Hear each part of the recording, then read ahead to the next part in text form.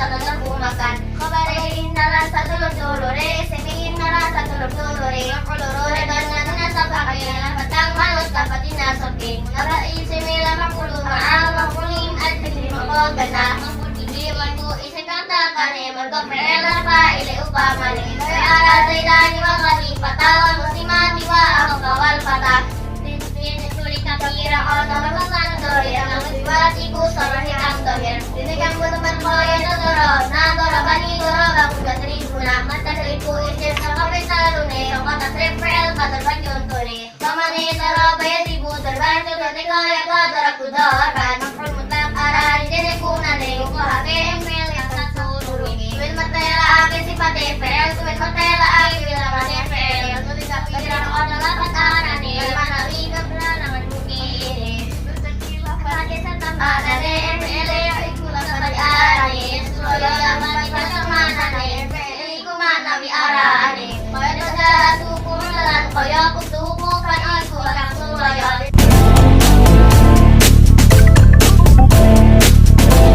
Isim kang meusti kudu, dinasobake, iku limo lasakehe tak terangake. Maful bihi wal masdaru, zorfu zaman, halun tamyizun mustatsna zorful makaan. Khobare kanalan, sadulur dulure, isime inalan sadulur dulure. Maful lorone zona, dinasopake, lan lafat kang manut lafat dinasopake. Munada isimela, mafulu ma'ah, wa mafulu min ajlihi mengko genah. Mansubatul asma, adalah isim-isim yang dibaca nasab. Mansubatul asma, ada 15, yaitu maf'ul bih, zorof zaman dan zorof makan yang dikenal dengan nama lain maf'ul fih. Maf'ul li ajli, masdar yang menjadi maf'ul mutlak. Maf'ul ma'ah, hal, tamyiz, mustatsna, khobar kana, isimina, munaada, naat, atof, taukid, badal yang dikenal sebagai tawabik. Pengertian singkat, maf'ul bih adalah isim atau kata benda yang menjadi objek dari pelaku. Maf'ul fih adalah isim atau kata benda yang menunjukkan keterangan waktu atau tempat. Nama lainnya zorof zaman dan zorof makan. Maf'ul li ajli adalah isim atau kata benda yang digunakan untuk menjelaskan sebab terjadinya suatu perbuatan.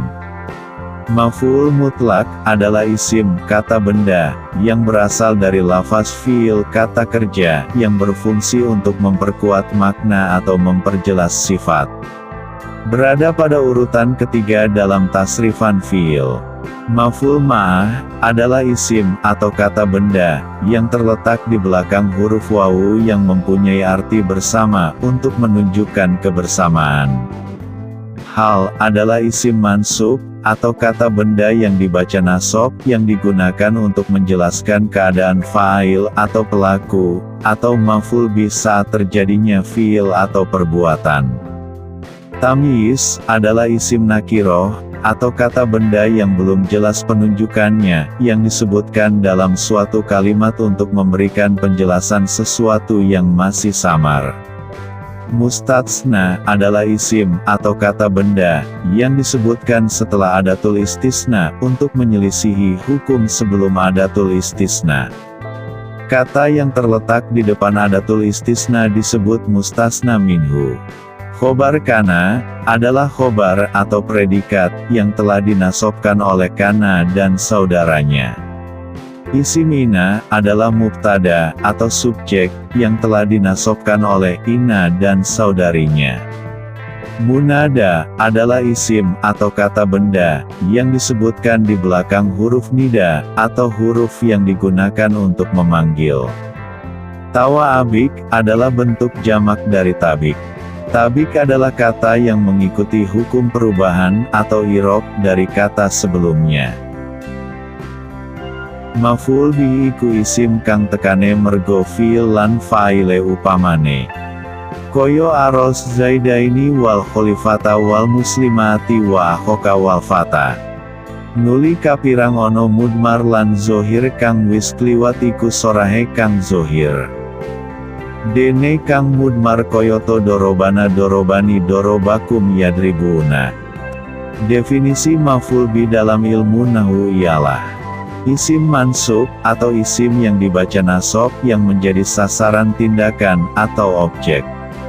Maka, jelas sekali, yang dimaksud maf'ul bih menurut arti istilah ialah isim mansub di mana posisinya menjadi sasaran tindakan si pelaku.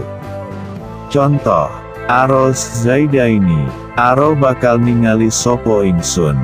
Azaidaini ing Zaid loro, saya akan melihat dua Zaid.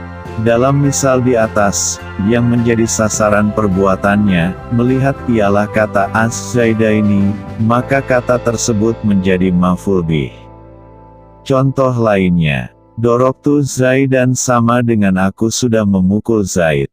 Yang menjadi sasaran perbuatannya, memukul ialah Zaid, maka kata tersebut menjadi maf'ul bih. Dengan dua misal di atas sudah jelas sekali untuk mengetahui pembahasan mengenai maf'ul bih. Pembagian maf'ul bih. Maf'ul bih terbagi atas dua bagian yakni maf'ul bih isim zohir, atau nampak, dan isim domir, atau kata ganti.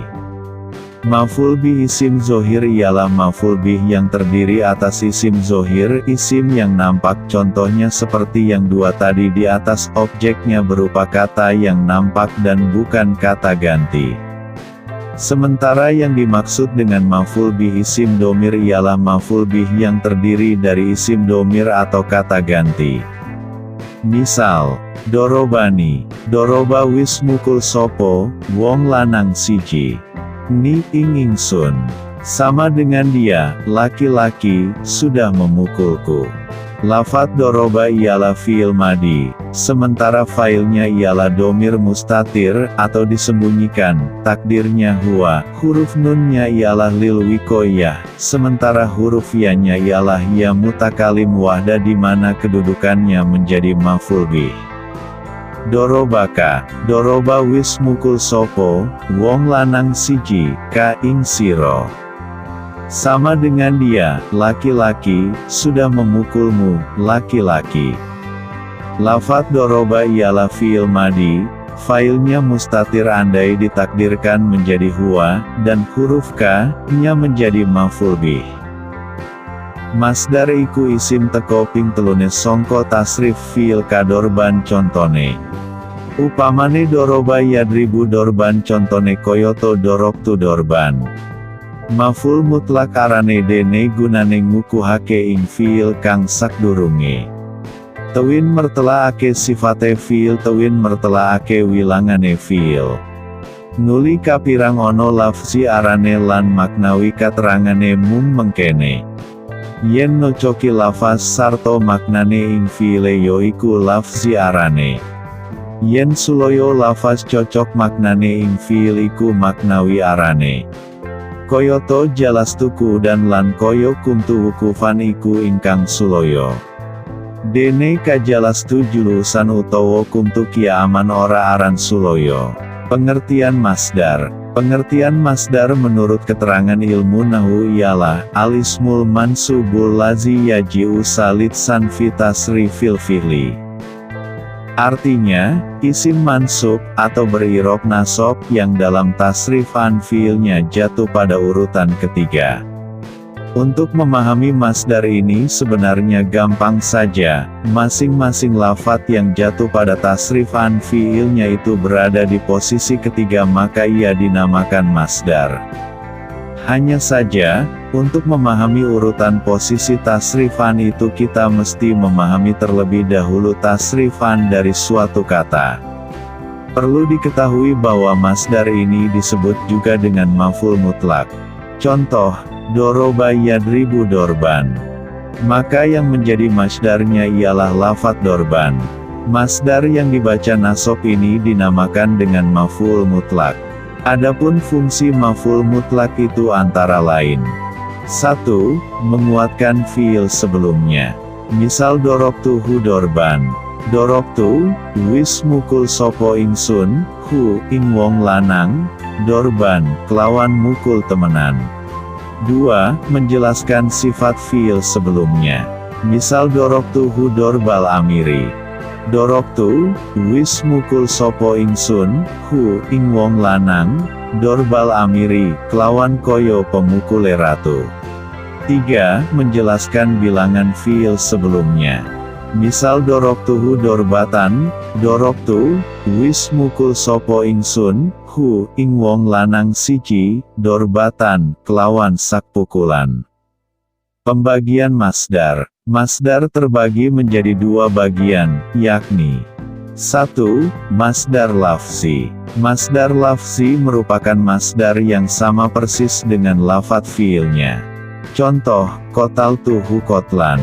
Contoh di atas masdar lafzinya yaitu lafadz kotlan sebab ia mirip sekali huruf-hurufnya dengan lafadz fiilnya yakni lafadz kotala.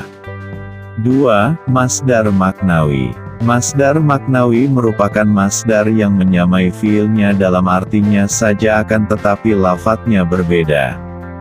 Contoh, jalastuku, udan. Contoh di atas, masdar maknawinya yaitu lafadz dan di mana lafadz ini arti atau terjemahannya sama dengan lafadz jalasa. Jalastu, wis lungguh sopo ingsun, ku dan, kelawan lungguh temenan.